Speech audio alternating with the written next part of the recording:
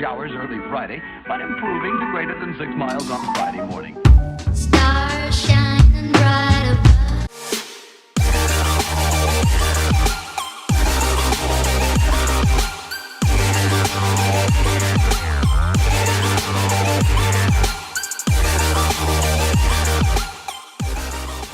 Hai guys, welcome back to Miracles Channel. Jadi video kali ini aku akan berbagi ke kalian tips gimana caranya aku nabung. Apalagi buat kita mahasiswa yang tinggal di perantauan, kayaknya susah banget ya buat nabung. Banyak banget godaan-godaan yang membuat kita gampang sekali mengeluarkan uang, tapi sebenarnya nggak juga. So let me tell you guys these tips. Jangan skip videonya sampai habis. Tips yang pertama, jangan samain lifestyle kita sama orang yang pendapatannya lebih tinggi daripada kita. Loh kak, tapi kan aku masih mahasiswa kak, nggak punya pendapatan sendiri, masih bergantung sama orang tua.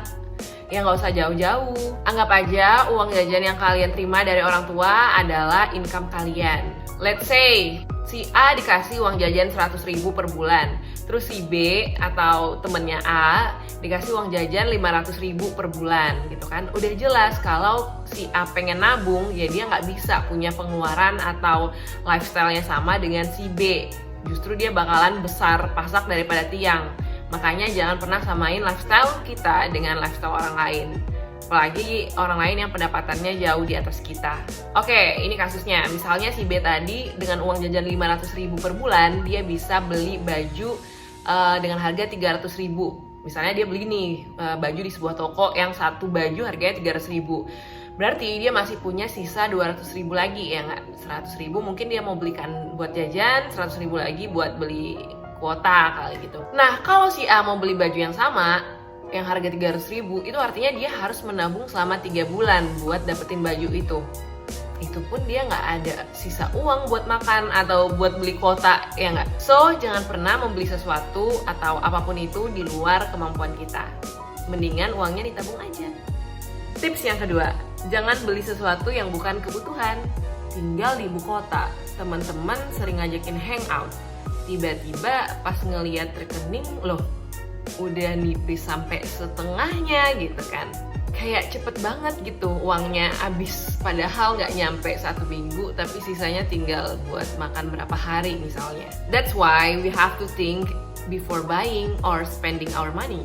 Ya kalau nggak butuh-butuh banget, mending nggak usah dibeli. Ini sering terjadi ya, pagi di zaman sekarang e-commerce berserakan, gratis ongkir dan flash sale segala macam. Nah, kita jadi tertarik buat buka aplikasinya, kemudian beli barang yang sebenarnya nggak butuh-butuh banget gitu.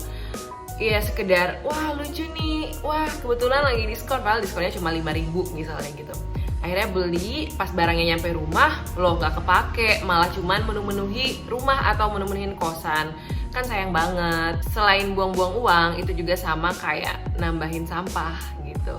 Karena kita membeli sesuatu yang kita nggak butuh dan ujung-ujungnya bakalan jadi sampah. So, think twice before buying or spending something. Oke? Nah, kalau aku pribadi, aku udah kebayang nih budgeting aku kayak gimana, alokasi dana atau alokasi income ke pengeluaran aku tuh kayak gimana. Atau bahasa kerennya financial planning kali ya. Aku mau sharing sedikit ke kalian gimana budgeting aku selama ngekos. By the way, ini ngekosnya di Depok, jadi pada saat aku merantau, bukan pada saat di rumah sama orang tua gitu ya. Ini budgetingnya per bulan. Untuk makan dan jajan itu sekitar 900.000. Kemudian untuk skincare dan make up, ini nggak terlalu banyak sih. Karena kan make up aku nggak suka yang terlalu mahal-mahal banget. Yang penting dia bisa dipakai dan cocok di muka aku. Nah itu satu bulannya aku menghabiskan mungkin sekitar 200.000. Itu udah termasuk skincare. Kemudian online shopping, ini yang udah aku sebutin tadi, e-commerce. Nah tapi aku beli barang-barang e-commerce ini biasanya yang fungsional, bukan cuma sekedar lucu-lucuan aja. Misalnya lampu belajar, cermin, terus earphone yang emang kepake gitu. Aku jarang sih beli yang hiasan-hiasan gitu, karena aku orangnya nggak terlalu yang into aesthetic thing. Tapi yang terpenting tuh barangnya mempunyai nilai fungsi dan value yang setara sama harganya gitu deh. Itu tadi sedikit pengeluaran aku. Untuk pemasukan, karena aku masih mahasiswa, artinya aku belum punya pekerjaan yang tetap, alias freelancer. Kalau ada job ya berarti income-nya lumayan. Kalau nggak ada atau lagi sepi job ya terbatas. Tapi mau jobnya lagi rame atau lagi sepi, aku tetap pengeluarannya nggak jauh-jauh dari situ gitu. Kayak contohnya nih, sekarang aku lagi buka les private untuk anak-anak yang mau mempersiapkan diri UTBK. Jadi penghasilannya sih lumayan, tapi aku nggak pakai uangnya buat beli baju atau beli hal-hal yang kayaknya kurang fungsional. Tapi aku tabung buat beli iPad karena emang dari dulu kepengen punya iPad dan bisa kepake juga buat ngajar gitu. Jadi aku itu mindsetnya nabung buat beli sesuatu yang sesuatu ini nanti bisa kepake buat investasi atau self improvement gitu. Jadi income aku per bulan pastinya harus lebih besar daripada pengeluaran aku. Nah sisanya aku tabung di ATM dan juga sebagian aku investasikan. Tips yang ketiga, investasi. Tadi aku udah sebutin nabung di ATM dan juga investasi. Nabung sebenarnya bisa dilakukan dengan berbagai cara dan metode yang dilakukan juga beragam. Tapi yang paling penting menabung itu adalah sebuah keharusan. Nah, bicara metode menabung, sekarang itu menabung nggak cuma bisa dilakukan di bank atau di celengan. Kita bisa simply menabung melalui aplikasi di HP kita. Nabung yang seperti ini namanya investasi. Kalian pasti udah sering dengar aplikasi investasi yang bisa kalian download di App Store ataupun di Play Store.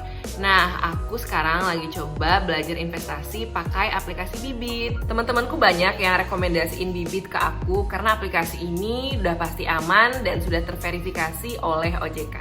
Aku pribadi nyaman banget pakai Bibit karena interface-nya oke, sehingga aplikasinya mudah dioperasikan.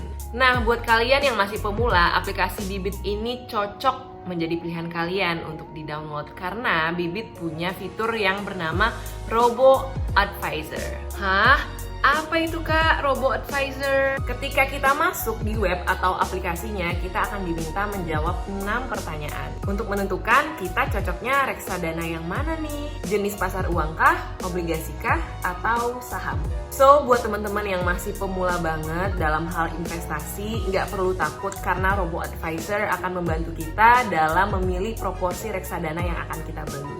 Jadi Robo Advisor ini akan menilai profil kita dan kemudian menyarankan proporsi dari reksadana yang cocok buat kita. Oke, let's say aku mau beli reksadana pasar uang. Karena aku pemula, jadi aku mau pilih yang fluktuasinya paling aman. Nah, pasar uang ini returnnya sekitar 5-7% per tahun. Wah, lumayan banget ya, bisa melebihi deposito di bank. Dan keuntungannya reksadana ini kita bisa tarik kapanpun kita mau. Oke, sekarang kita hitung-hitungan. Let's say dalam 1 minggu aku bisa nabung 100.000.